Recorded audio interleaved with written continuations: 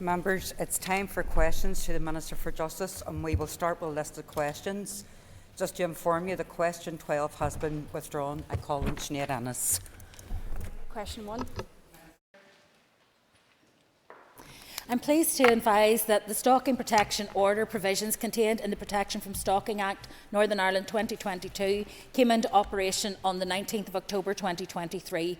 Consideration of the circumstances under which applications may be made to the courts for an SPO are an operational matter for the police. Although I cannot comment on operational matters, I understand that each incident of stalking that is reported to the police is assessed to determine whether an SPO application should be progressed. I also understand that while an order has not yet been made or imposed by the courts, there are currently 8 cases that are under active consideration for an SPO at this time. In line with reporting requirements in the 2022 Act, my officials will be working with operational partners to coordinate a detailed report on the operation of the new offence of stalking, the new offence of threatening and abusive behaviour, and the operation of the Stalking Protection Order provisions of the Act for publication later this year. Call Sinead Ennis. Minister for her response. Can I ask the Minister, we know, obviously having sat in the committee last time round, the serious psychological effect that stalking can have on the victims. And can I ask the Minister, could she outline what wraparound services there are for people who either apply for a stalking protection order or people who have been the victim of a stalker? What wraparound services and protections and supports are in place for those people? Minister. The issue of wraparound services wouldn't be directly the responsibility of the Department for Justice. However, there are, as you're aware, other advice and guidance and support institutions for victims of crime, some of whom give priority to victims of domestic abuse and stalking. However, as part of the domestic and sexual abuse strategy that I hope to bring forward shortly with the Minister of Health, there is the possibility, obviously, for us to look into that space, and hopefully also the Executive Office Ending Violence Against Women and Girls strategy will also be able to feed into that conversation, but it would normally be a matter for other departments to take forward the support services rather than the Department of Justice itself. Connie Egan, or sorry, Connie, go ahead. Minister, I was speaking with PSNI officer last week who was telling me how effective this new legislation on stalking has been. You had mentioned domestic and sexual abuse strategy. Could I have an update on that, please? Minister. Yes, in terms of the domestic and sexual abuse strategy, obviously, as members are aware, that was in development just, I think, prior to the collapse of the Executive, and it's now well advanced. The intention is that we would bring forward a cross-departmental strategic response to domestic and sexual abuse, led by my department, the Department of Health, with input from education, communities and TEO. We hope to publish jointly in the next financial year, so later on in this calendar year. It will take forward a range of work to protect and support victims and to address abusive behaviours which will benefit all victims of domestic and sexual abuse. The actions under that strategy will be funded by a cross-cutting DSA ring-fence budget set aside by the Executive and will cross over with the Ending Violence Against Women and Girls issue to make sure that there isn't duplication but that it's streamlined. Thank you. Cara Hunter. Speaker, and I thank the Minister for her response so far. Can I ask the Minister if she has had any conversations regarding laws and legislation with the Data and Digital Infrastructure Minister on the role of social media stalking and unwanted messages and the impact that can have on victims within Northern Ireland? Minister. I have not had such conversations since I've returned to office, but I had extensive discussion with my colleagues in Westminster prior to that, to the collapse of the Assembly, and obviously the Online Harms Bill was one of the mechanisms identified to deal with online activity. I personally did not think it went far enough, and I encouraged them to strengthen it still further, but unfortunately that didn't happen. By and large, social media and communications is a reserved matter, and therefore it's really only around the notable offences that can be undertaken either online or in real life that we would have that crossover. Doug Beattie. Thank you, Mr. Speaker. Minister, you'll know I've raised the victims and witness experience of Northern Ireland criminal justice system previously.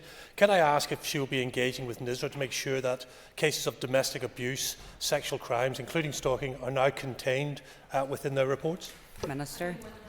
So, Diane Forsyth.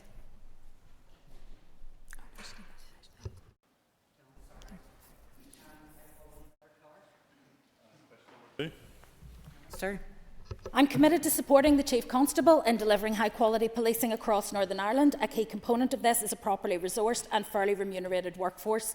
In this context, I was pleased to secure an additional allocation from the Executive in February to allow the relevant pay settlements to be taken forward.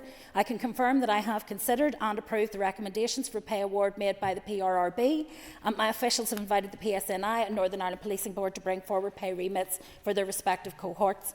However, while that additional funding was very welcome, it does not address the recurrent pressure that will arise in future years as a consequence of an award this year. Going forward, I will continue to work with the Chief Constable to develop and present a case to the Executive for additional investment in both policing and the wider justice sector. This is not just about policing, but rather is an essential foundation of the just and fair society we all aspire to. Trevor Clark. I'm sure the Chief Constable will welcome your support in relation to that. However, like most of the officers who have waited a long time for their pay rise, I suppose what they're hearing now is there's no recurring nature in terms of that budget. So it's what those continuing conversations you're going to have with the Chief Constable and the Policing Board in terms of giving them the assurance that that budget will continue for the future. And maybe we would like to say more in terms of the nature of the pay rise for the civilian staff, many of them who do much more, different jobs and different risks than those associated with the civil service. Minister. I'm aware, obviously, of the challenges, but I can't give reassurance on recurrence because it's simply not my gift to do so. It will depend on negotiations that are ongoing between the Minister of Finance and Treasury in terms of what may be possible. So whilst I would be very keen to see that money added to my budget next year so that we can give that reassurance, I am not in a position to do it this year. However, in the interest of stabilising the workforce, which I thought was critical, I believed it was important that we moved on the pay, even though it creates an unmet need next year in terms of our finances, because as I said at the beginning, we cannot have a decent police service unless we pay both the staff and our police officers a reasonable salary. But it will raise challenges for us next year in terms of the pressures on the DOJ budget, and I look forward to members of the Policing Board and others in the Chamber giving us full support on that. Thank you, Minister. Mike Nesbitt. Speaker, if the Minister will allow me a bit of a stretch from Mr Clark's original, what's her attitude to the proposed review of the Policing Board? Sorry. Well, that is indeed quite a stretch, Madam Principal Deputy Speaker. However, I am currently looking at the terms of reference of that because I have spoken with the Chair and Vice Chair of the Policing Board recently and agreed that with the return of devolution, it would be for the Department of Justice to take that review forward. So we're now finalising the options around that. Thank you, Minister. Jim Mallister. Is there any relief on the holiday pay issue arising from court cases which said that it had to be based on year-round overtime, and yet for many years now officers, some of them, have been waiting for those holiday pay payments? Minister. The process is still ongoing in terms of the final resolution of that matter, and obviously it's in all of our interest to resolve that as swiftly as possible, but there will undoubtedly be financial pressures as a result of that. Stuart Dixon. Minister, would you agree with me that the Department of Justice, your department, has been chronically underfunded relative to other departments, and indeed that has been publicly commented upon? And therefore, Minister, would you also agree that it's incumbent on all those parties in this chamber who are part of government to ensure that justice has adequate funding? Minister. Well, it is absolutely essential. My own department has seen a 3% uplift since devolution in comparison to a 68% uplift from the same year for health, and I think a 43% uplift for education. So we're talking about significant differentials. And unfortunately, whilst we have been very effective at doing more and more with less and less, there comes a point where that is no longer possible. And even within the Department of Justice, where we make savings now, they are not savings. They simply push up costs for other parts of the justice system. So we've gone beyond the stage of being able simply to discuss efficiencies, which I'm always keen to do. We're now in a situation where we're actually discussing whether we want to have a justice system that is capable of delivering for people in terms of public safety, preservation of life and delivery of justice, or whether we're willing to continue to asset strip it and not allow it to continue. Thank you, Minister. Nick Matheson. Minister.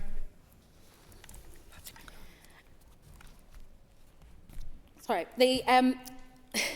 The The Northern Ireland Troubles Legacy and Reconciliation Act 2023 will end investigations by the PSNI or the Police Ombudsman, as well as inquests not yet at filing determination stage in respect of Troubles-related incidents.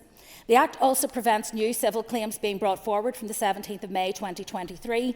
Instead, an independent Commission for Reconciliation and Information Recovery will review deaths and/or other harmful conduct during the Troubles period. There continues to be considerable legal uncertainty around these new arrangements following the judgment handed down by the High Court on the 20th of February, which is now being appealed by the UK Government.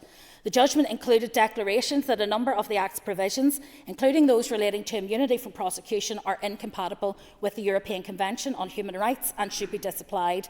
It also concluded that the ICRIR is capable of carrying out investigations that are compliant with Articles 2 and 3 Convention rights, and the Secretary of State for Northern Ireland has said he remains committed to implementing that new commission. There, however, remains a lack of clarity around what the operating model for the new Commission will be, how it will interface with justice organisations, what the costs associated with this work will be, and how those costs will be funded. I've therefore written to the Secretary of State for Northern Ireland seeking confirmation as a matter of urgency of the costs that may arise, especially for the 24-25 financial year and the funding arrangements for these. I've also made him aware that while the Act will shut down a number of investigations and future civil claims, there will be a continuing resource burden on justice organisations in relation to remaining legacy cases not caught by the Act's provisions, including inquests and other investigations that fall outside the timeframe of the Act, as well as several hundred civil cases that predate the legislation. There are therefore likely to be additional costs for justice organisations for as long as they are expected to both service the Commission and continue to deal with outstanding legacy cases. It remains a matter of real regret to me, Madam Deputy Speaker, that this legislation passed in Westminster. It has caused huge problems with the justice system. Okay, Nick Matheson for supplementary. And I thank the Minister for her answer so far.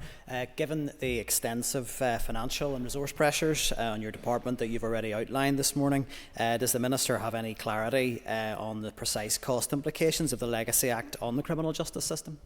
Minister. Currently, there are very limited information available on how the RCRIR will deliver its role, and therefore it's very difficult to know what the costs associated with DOJ matters will be. There may be additional costs for justice organisations in servicing the ICRIR and dealing with matters not caught by the Act's provisions, but also there is the wider issue in terms of being able to handle the data and other sensitive issues which would need to be passed across for the ICRIR to take forward their investigations. The Legacy Act was not supported by executive parties. It remains a UK government policy change, and so I believe the costs associated with the outworking of that policy should fall to other than the executive. Patsy McGlone. Thanks very much, Minister. Minister, in regard to the recent use, or I should say abuse, of PII certificates to frustrate the inquest process, particularly into that of the murder of Sean Brown, will the Minister endorse the comments by Mr Justice Kinney in regard to the establishment of a public inquiry into his murder? The issue of PII certificates are not a matter for the Department of Justice because they lie within the reserved domain in terms of security. However, I do believe that there will be many families, either as a result of the Legacy Bill or as a result of other issues that have arisen in recent weeks, that will not be able to get the inquest that they wished and expected. And I do believe that those families deserve to be treated with more respect and dignity than is currently the case, and to be able to access truth and justice in their cases. Doug Beattie. Thank you, Minister. Minister, in dealing with the wider legacy issues, have you written to your counterpart in the Irish Government expressing your disappointment that the Irish Government will not hold an independent inquiry into the Omagh bombing? I have not written to my Irish counterpart on that matter, but was due to meet with her a number of weeks ago, and unfortunately that meeting was not able to take place, but I hope to be able to raise it with her when I meet with her next. Ciara Ferguson. Minister. X-ray body scanner technology was introduced within prisons in Northern Ireland in March and April 2023. Female staff and visitors are not scanned in line with the use of this technology in England and Wales. Since their introduction, there's been a marked reduction in the trafficking of drugs and other illicit substances into prisons, which means that those who work and live within prisons are safer. A positive indication from a scan is likely to result in restriction of association under Prison Rule 32. This allows prison staff to monitor the prisoner and for rescans to be completed until the risk of secreted items to the individual and the prison population at large can be mitigated. The Northern Ireland Prison Service also notified the Healthcare in Prisons teams from the South Eastern Health and Social Care Trust when a prisoner gives a positive indication from a scan in case there are any health concerns which need to be monitored and addressed. Ferguson for supplementary. Just in relation to those that are scanned and something is found, there has been concerns in relation to the duration and period of time people are kept in isolation. Could you provide any further detail on that? Minister. Well, as I said, people are kept in the care and supervision unit until such times as they have either passed the individual that is secreted inside them, passed the individual item, or have otherwise disposed of it. We have no authority to remove items from within a person in prison service, so it is a matter for them to remove it until scans are clear. The alternative would be to put them back into the prison population and potentially be taken contraband into the prison system, which would cause more disruption and harm to other prisoners. Thank you, Minister. Joanne Bunting. Principal Deputy Speaker, a significant problem remains over prescription drugs in our prison, specifically those which prisoners look after themselves and about which prison services are not entitled to know because of patient confidentiality. Through you, could I ask the Minister what conversations she has had with the Minister for Health to address this serious issue? Minister. This is an ongoing problem that we've had now for some years, but we have no role in terms of administration of medication within the prisons. That was handed over to the Department of Health and the South Eastern Trust quite a number of years ago. Obviously, the protocols, we're trying to refine the protocols for conversations to be able to take place between prison service and the health service. It is important not just for the issues of prescription medication, but also where people have complex needs, which is increasingly a factor in the prison population, but that has to be very carefully managed around data protection and privacy for the individual prisoner, and that can create real complexities in terms of us being able to respond to those issues. Minister Alan Chambers. Thank you, Madam Principal Speaker. To ask the Minister if she has any concerns that if prison numbers should outstrip capacity within the prison estate, what plans does she have to deal with that? Minister. Well, I believe the member has asked this question actually as a substantive question later on the table, but at the outset I want to say that there are real challenges in terms of the size of the prison population. In March 2021, the total population was 1,401. On the 1st of March this year, it had risen to 1,879, a 34% increase. And within that, about 36% of the prison population are unsentenced, so they're on remand. It is a real challenge, but we have already reopened 2 of the square houses which we closed when Davis House was built, and a third is now being prepared for reuse. When we get to the end of that, the frank reality is we have no space left. But we are working with others in terms of a prisoner population oversight group to look at what we can do to manage better the prison population. But ultimately, those remanded to our custody need to be housed. Thank you, Minister Deborah Erskine. Thank you, Principal Deputy Speaker. Question number 5, please. Minister. With your permission, Madam Principal Deputy Speaker, I want to answer questions 5 and 11 together. I recognise that antisocial behaviour in rural communities and any community can be a source of great anxiety and suffering to those affected. It is very rare for community safety issues such as antisocial behaviour to be resolved by the criminal justice system alone.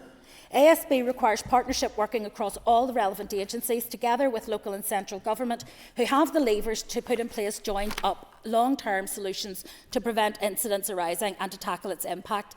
With that in mind, there are a number of different strands of work being undertaken by my department on a collaborative basis. We led a multi-agency, cross-departmental review of antisocial behaviour legislation, which considered 9 areas of potential change, policy responsibility for which fell across the Department of Justice, Communities, Agriculture, Environment and Rural Affairs. On foot of the review, and having identified 4 areas where legislative change may prove beneficial, my department, together with the Department for Communities, have launched a joint public consultation on proposals to amend legislation with a view to ensuring that the relevant authorities have effective and proportionate powers to tackle ASB and its effects within our community. We're now analysing the responses, and policy options will be developed for inclusion. Thank you, Minister. Deborah Ruskin for supplementary. And I thank the Minister, and I just want to congratulate her. I haven't formally had the opportunity to do that into her post. Antisocial behaviour is a real scourge on communities, and this hasn't helped with the reduction of neighbourhood policing teams and the pressures that are within policing. Can you detail what you're doing and ensure that neighbourhood teams are retained in areas? And also, could you, I do welcome the fact that you're working cross-departmentally in relation to this. Can you detail any specific work that is happening with the likes of the Housing Executive to deal with antisocial behaviours, or indeed any other community and voluntary agencies as well? Thank Minister. you. Well, on the first question of the two you've asked, the supplementaries, the first one is that it frankly is not my job to direct where the Chief Constable deploys resources. That is a matter for the Chief Constable and him alone.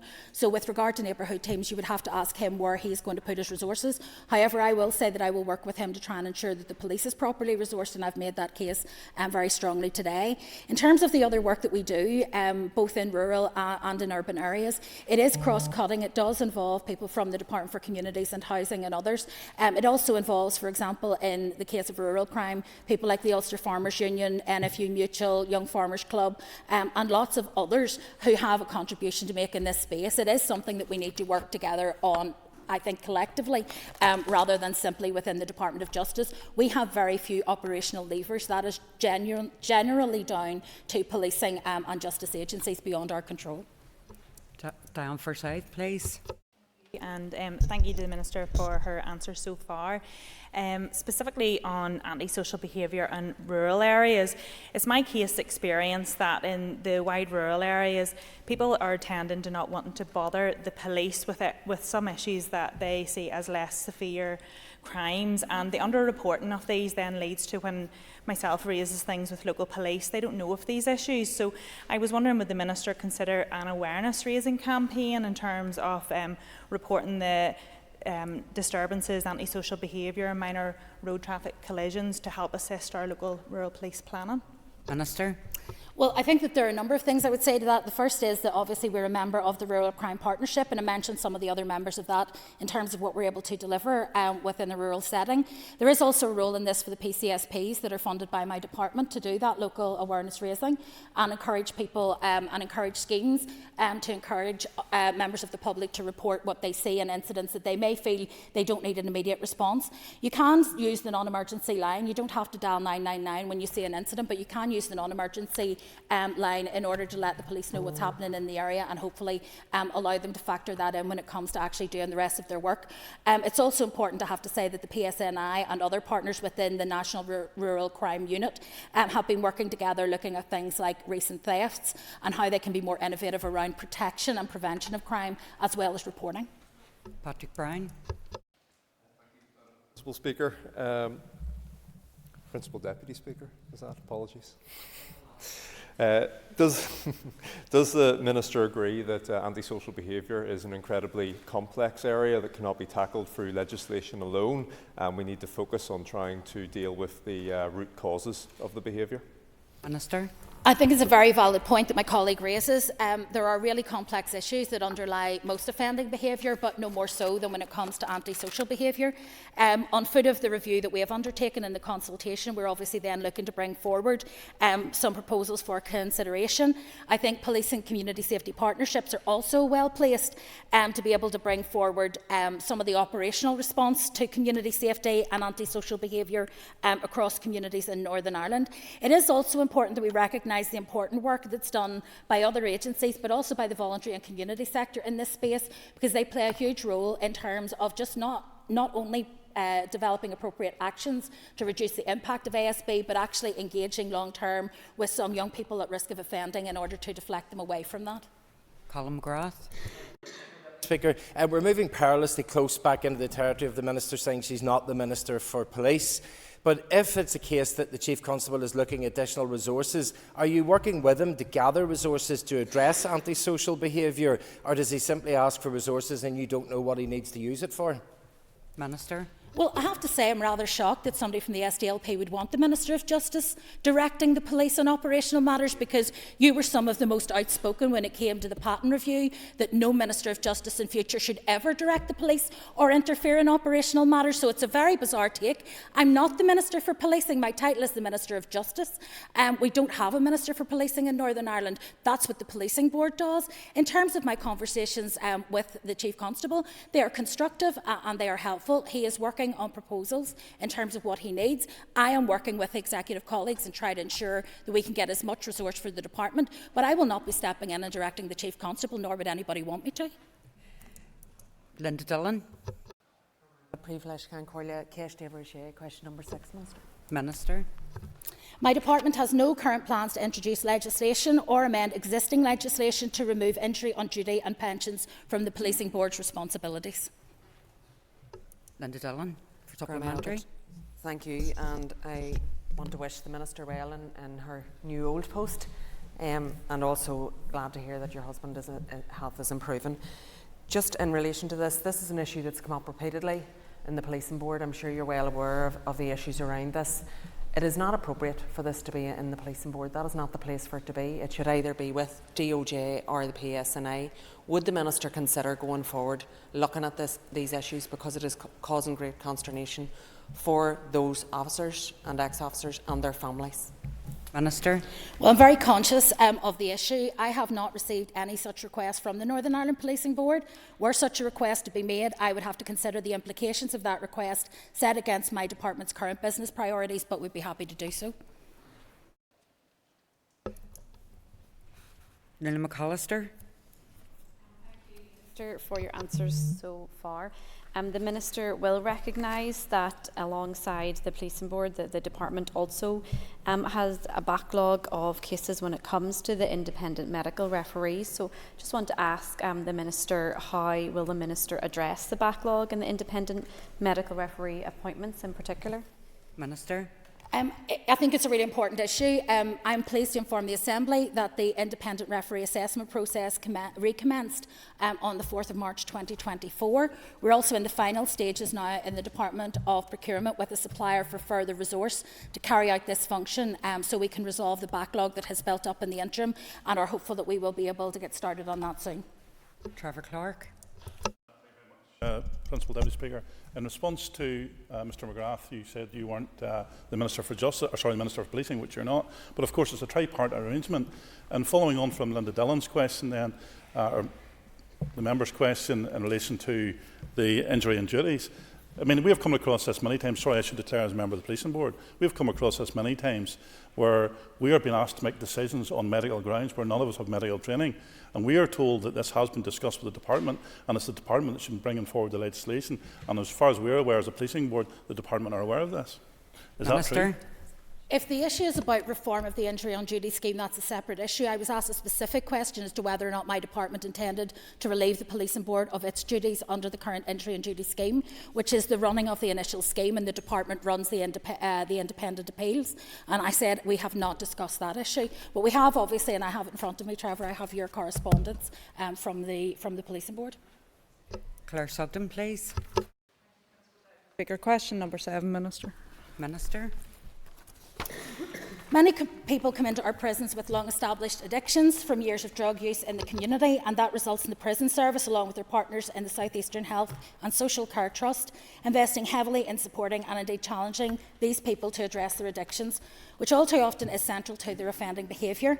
As part of this approach, Magilligan currently operates 2 units within the prison, whose entry criteria requires an individual to be drug-free or to be engaging in programmes that support recovery from addiction. These supportive environments help to reduce demand while promoting the individual's self-esteem, family contact, release planning, and through care with key partners in the community. These individual units provide 88 beds, and against a backdrop of a significantly increasing prison population, there are no plans to expand provision within Magilligan at this time. Claire, you just got a quick supplementary, please. I appreciate there are people who come in with a drug problem, but there's an awful lot who come out with a drug problem. Do you think there's been enough being done to address the use of illicit drugs within prison?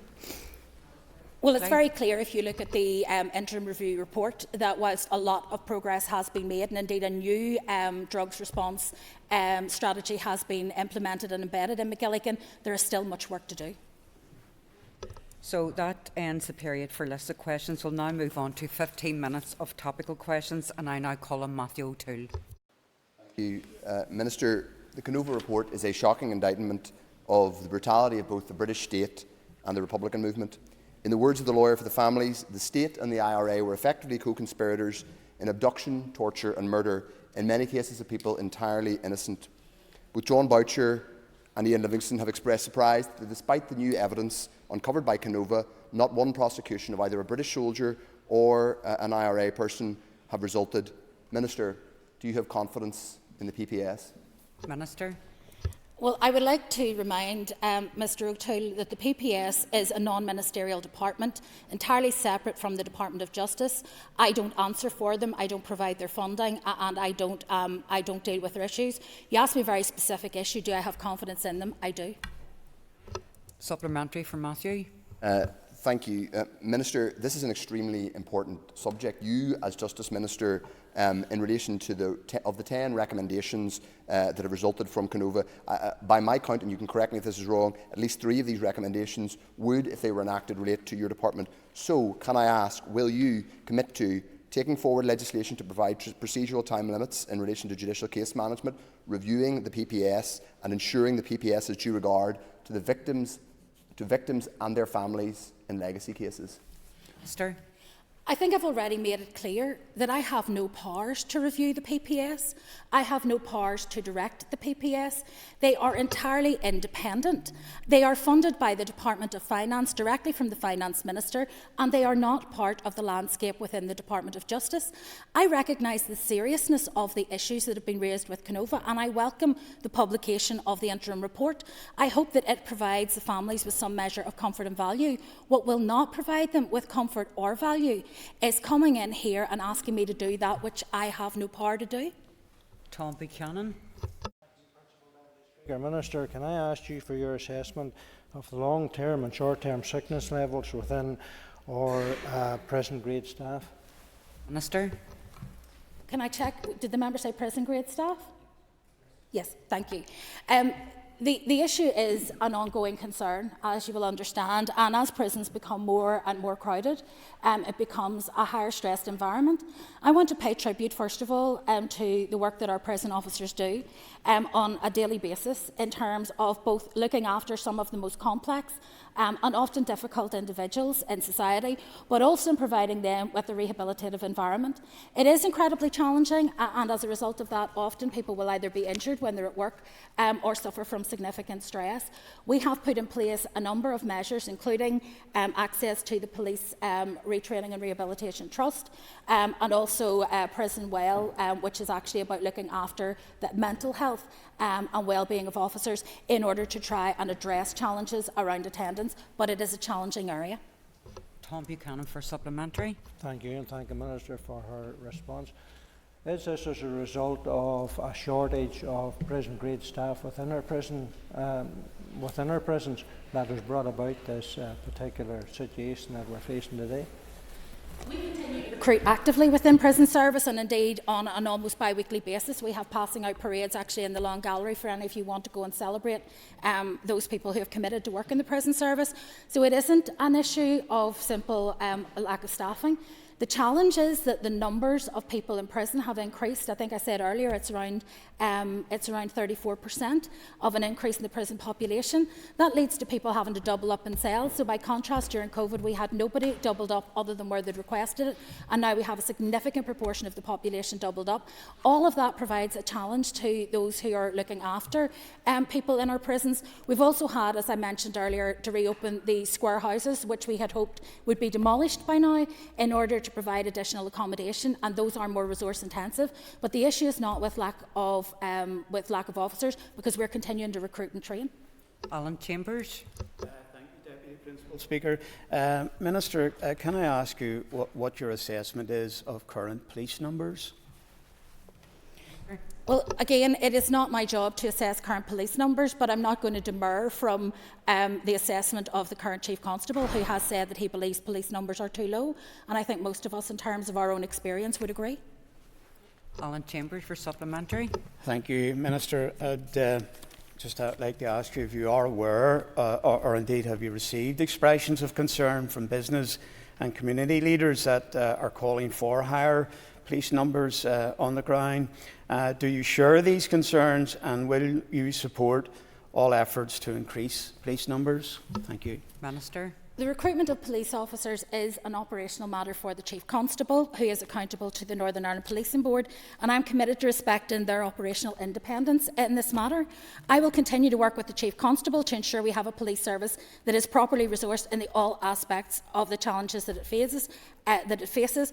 I haven't had particular representation from the business community, but I am aware on other issues where the business community have made representations about, for example, assaults on shop workers and the increase in those, and there are some measures that I believe the Department will be able to bring forward as part of a sentencing bill to address some of those concerns. Claire Sugden.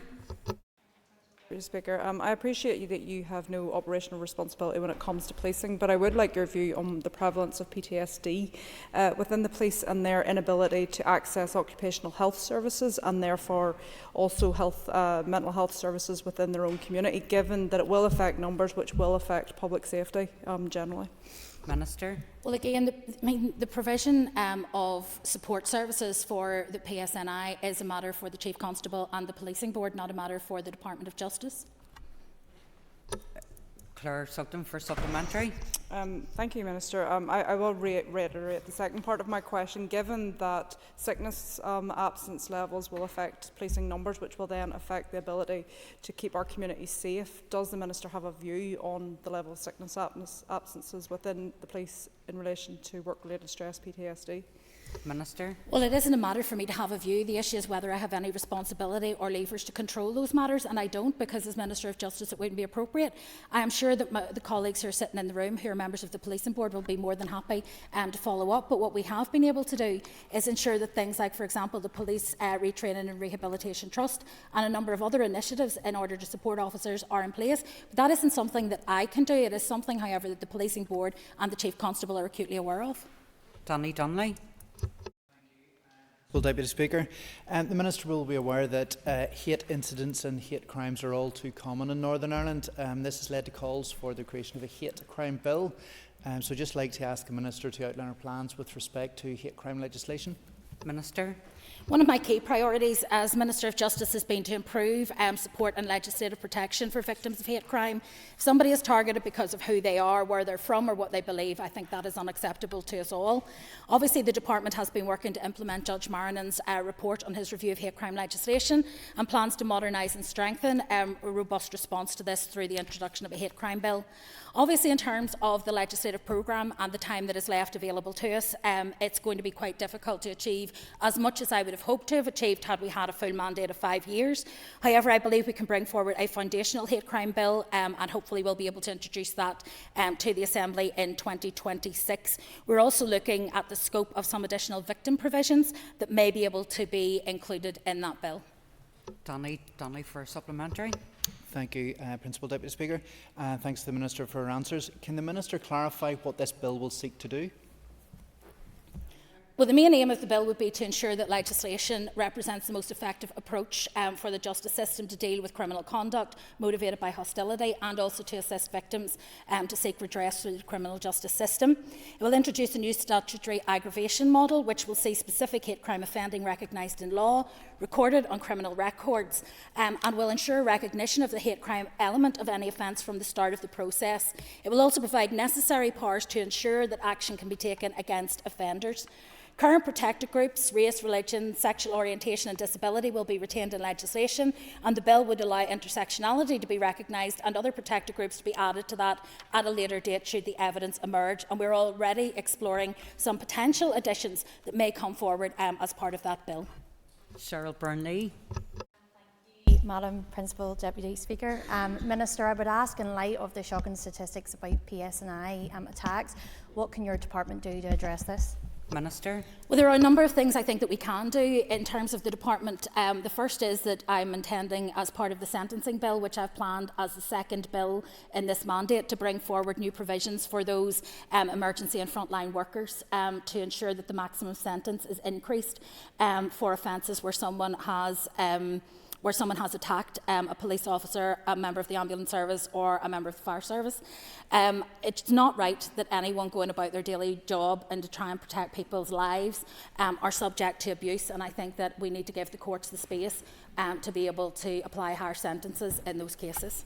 Supplementary, Cheryl. And I thank the Minister for her response. In terms of a time frame for that, do you have any idea of when this legislation will be enacted?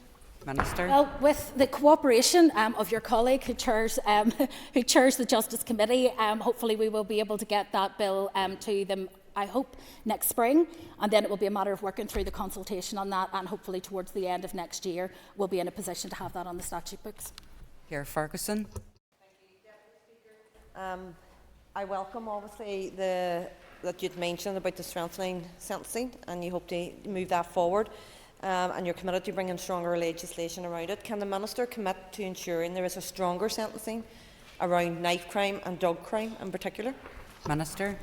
Well, there are a number of complex parts to this. First of all, sentencing lies with the Lady Chief Justice and with the judiciary, who are independent of my office. We can certainly, through a sentencing bill, set what the maximum sentences can be for an offence, but it's then up to the judiciary, based on what they hear and what they learn through specialist reports that are brought in front of them, to be able to bring that through to a conclusion in terms of the actual sentence given. I would hope, though, that by indicating with stiffer maximum sentences the severity to which this Assembly attaches to those crimes, that the judiciary will take account of that.